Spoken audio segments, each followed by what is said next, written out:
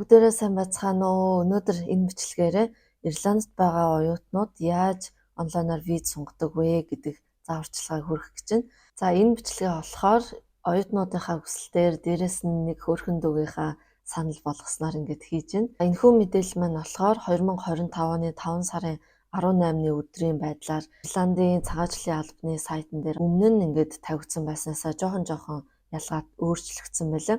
Тэгэхээр дараа жил ч гэсэн энэ бичлэгэн дээр гарч байгаа мэдээлүүд бас жоохон өөрчлөгдсөн байхыг бол үгүйсэхгүй. Ингээд зааварчилгаатайгаа танилццгаая. За хамгийн эхлээд онлайн аккаунт үүсгэх хэрэгтэй. За Renew Visa Ireland.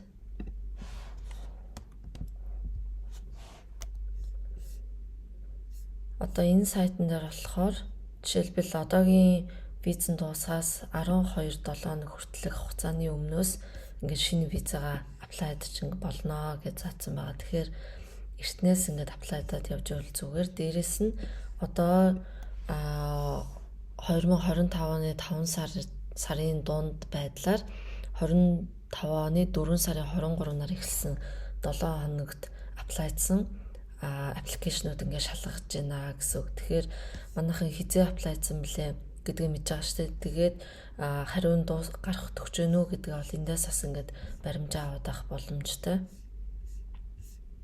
За хамгийн түрүүлээд энэ онлайн аккаунт ингээд байна уу гэдгээ ингээд харчихна. За дээрэс нь энд ямар виза сунгахад ямар шаардлагатай бичиг баримтууд хэрэгтэй вэ гэдэг нь бас гараад ирж байгаа. Жишээлбэл Ирландын визний төрлүүд ингээд ийм олон янз байна. 0-6-гийн хооронд. За тэгээд бидний оюутны виз бол Stamp 2 гэж орно.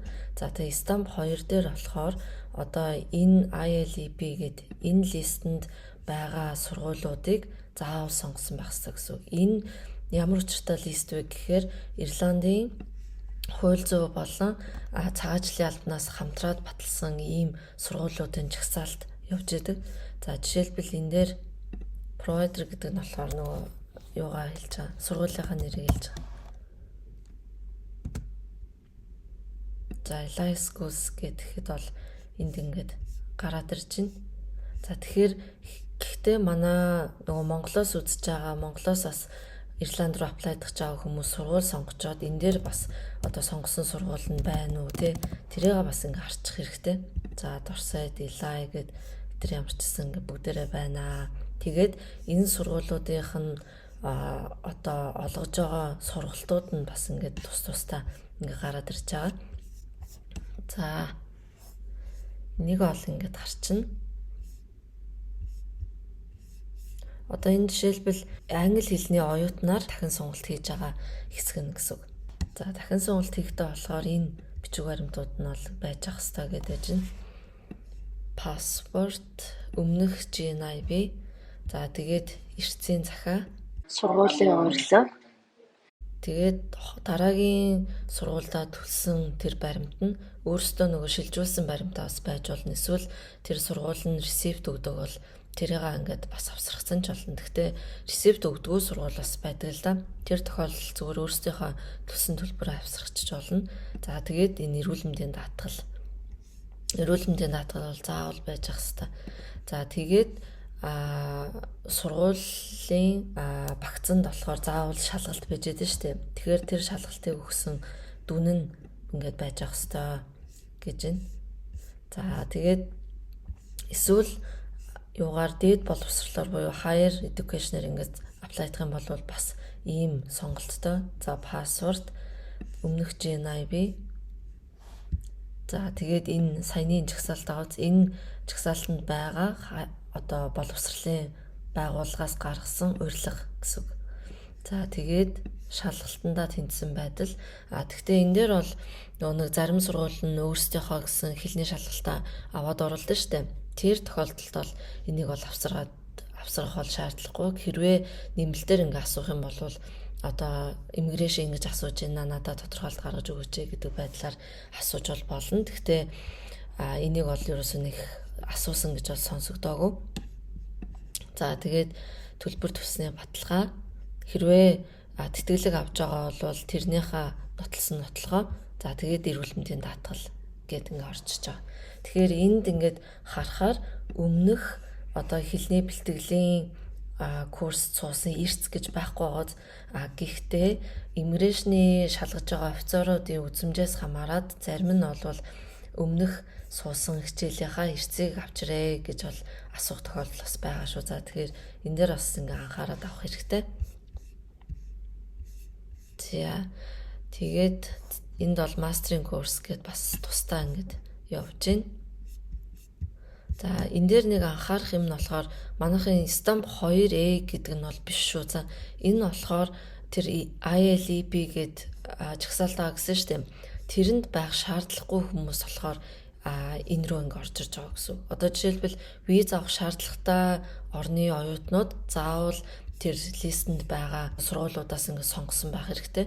Тэгэхгүй байх юм бол виз өгөхгүй гэсэн үг шүү. За ийм бичиг баримтууд бол шаардлагатай гэдэг эндээс ингээд өөрчлөлт хараад бэлтжиж байна.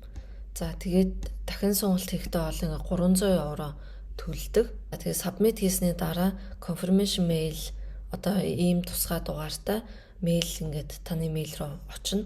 За тэгээд хэрвээ аппликейшн ингээд зөвшөөрөгдлөө гэх юм бол бас таны аппликейшн зөвшөөрөгдлөө гэсэн мэйл очоод за тэгээд тэр мэйл ирснээс 10-аас 15 ажлын өдрийн дараа шинэ NIB карт нь таны хаягаар ингээд очноо гэсэн. Хэрвээ ямар нэгэн бичиг баримт дутуу байх юм бол энэ бичиг баримтаа ингээд явуулаарай гэдэг ийм дахиад нэмэлт материал шаардсан мэйл бас очих боломжтой. За хэрвээ аппликейшн нь зөвшөөрөгдөөгүй байх юм бол яагаад зөвшөөрөгдөөгүй вэ гэсэн тэр мэйл бас очино. За тэгээд тэрийг давж залдахын тулд яах хэрэгтэй вэ гэсэн тэр зааварчилгаа нь бас давхар энэ мэйл дээр ингээ очичдаг. За тэгээд визэн татгалзах юм бол нөгөө төлсөн 300 еврог нь бол буцаагаад өгдгөө юм байгаа. За одоо энэ аккаунт руугаа оръё. За тэгэхээр Ирландд эхний 8 сараа дуусчаад эхний сонголтоо хийх гэж байгаа оюутнууд бол ийм аккаунтгүй байгаа шүү дээ. Тэгэхэндээ болохоор энэ register here гэдэг энэ дээрээ дараад шинэ аккаунтыг нээчин. Ирландд аль хэдийн 2-3 дахь сонгогдсон оюутнуудын хувьд болохоор өөрийн өмнөх нээсэн аккаунт руугаа саяны мэдээллүүдээ оруулаад тэгээд нэвтрээд орчин. Жишээ шүү. За зуртаа шинээр зохиож хийн. Энэ пассворд нь болохоор 8-аас дээш үсэг тоо холилдсон байх хэрэгтэй. Нэг том үсэг, нэг жижиг үсэг тэгээд тоотой байна гэсэн үг. Чеклээ. Register. Мэйл рүү энэ аккаунтаа ингээ баталгаажуулах. За ийм баталгаажилт мэйл ирээд энэ дээрээ дараад саяны аккаунтаа бол ингээд идэвхжүүлээд авах юм байна. Энэ кодоо хийгээд баталгаажилт кодоо хийхээр ингээд ороод ирж байна. За одоо штэ энэ хуудас нь болохоор өмнөхөөс бага зэрэг өөрчлөгдсөн байна. За өмнө нь бол бид нэр ингээ remain in the state гэж ороод renewal гэж явчихдаг ус. Одоо жишээлбэл энэ болохоор ингээд аппил хийж нөгөө давж заалдах материал явуулахын тулд энийгээр ор гэж байна. За Туркийнх нь энийгээр энэ нөгөө партнерын визэнийг visa extension гэдэг нь энийгээр орчих юм. За тэгээд энэ эдрийн ялгаа нь юу вэ гэхээр жишээлбэл энийг ингээ харуул. За энэ хэсэг нь болохоор хэрвээ та сүүлийн 6 сард Stamp 2, 2A, 1G, 1A гэсэн ийм визүүдийн төрөлтэй байжгаад тэрийг ингээд сонгуулъя гэд аплайдаад тэр нь татгалзсан байх юм бол энэ хэсгээр нь орно. Эсвэл виза сонгох боломжууд нь дуусаад тэгээд ямар нэгэн төлөвлөөгөө өөрчилж хараагүй эсвэл хүндэтгэх нөхцөл байдалтай тийм шалтгаантай байх юм бол энэ хэсгээр ингээд аплайдж болно гэсэн байна.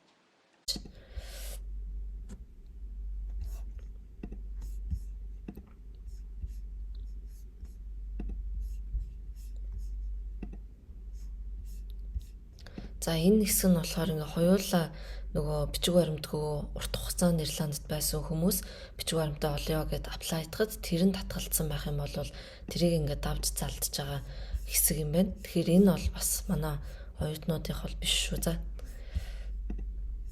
тэгэхээр юу вэ гэхээр анх удаа дахин сонголт хийж байгаа. Дээрээс нь ямар өмнө нь ингээд виз аплайдаад татгалзаагүй хүмүүс болохоор энэнгээр ингээ орж ирж байгаа гэсэн үг. Yabiгийн аппликейшн. Энэ хоёроо ингээд чиглэл дандаа ингээд хадгалаад яваад байгаарай. Тэгэхгүй бол энэ хэдэн минут ч үлээ болоод дуусахаараа юу ачдаг. Хугацаа нь усчдаг.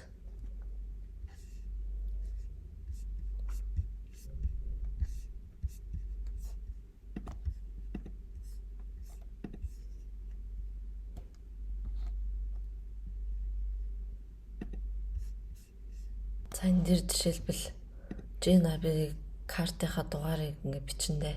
Дугаар гэхээр энэ артталт нь байгаа энэ registration number гэдэг аваад энэ нь шүү за. Энэ бол биш баг.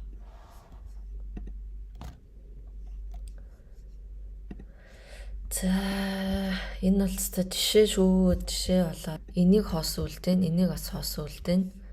Гэрээ аяга биччихэн. За өмнө нь болохоор энэ пассвордыг ашиглаад GNAB карт авчихсан уу? Yes. Нээсээ stamp 2-оо сонгоно. Full time. Хэлний бэлтгэлээр apply жаа юм уу? Эсвэл дээд боловсрлоор бол энийгээр ингээд тусдаа сонголтуудаа хийгээд явчих юм баа шүү. За энэ хэлний бэлтгэл гээд явчих. За энэ ямар нэгэн гэр бүлийн хамааралтай юу гэж. За энэ дээрээ бол манайхаас сайхан тайлбар бичнэ. Хэрвээ ямар нэгэн асуудалтай байх юм бол уяртлан сайхан тайлбар бичнэ гэсэн. Эхлээд офицерынхаа мэдээг мэднэ. Тэгээд айлуулгын урт хугацаанд сурах гэж байгаа. Тэгээд цаашдын миний төлөвлөгөө бол ийм байгаа гэдгээ ч юм уу тий. Хамгийн гол нь би ингээд Ирландд сурах бол үнэхээр сайхан байгаа. Тэгээд цаашдаа ч гэсэн ингээд үргэлжлүүл сурах гэж байгаа. Тэгээ ямар нэг асуудал байгаа бол энэ дээр ингээ бүх тайлбараа сайхан ингээ биччихнэ. За нэг иймэрхүү яг ингээ мэйл бичиж байгаа юм шиг л ингээ биччихнэ гэсэн үг. Тэгэхээр энэ тайлбар бол хамгийн чухал хэсэг нь байгаа. Хатгалаад яваад байна. Гарын үсэг. За гарын үсэг нь болохоор цагаан бэкграундтай хараар бичсэн байна. За тэгээд камера ингээ хөндлөн барьж аваад аваарай гэдгсэн байна. Энэ дээр бол пассвортаа оруулчихна. Энэ дээр IRP card. Хэрвээ энэ дээр ямар нэгэн байдлаар GNAB-ыг алгасан бол энэ дээр бас алга болгоцсон гэдгээ ингээд тайлбарлаад бичээрэй за. За тэгээд энэ дээр эдгээр дээр бол нөгөө сургуулиудын урилга, эрүүл мэндийн даатгал, тэгээд хэрвээ төлбөр төсөн баримт, attendance letter, exit letter ч үгүй юм уу те. Ийм бичиг баримтууд апплод хий. За тэгээд next.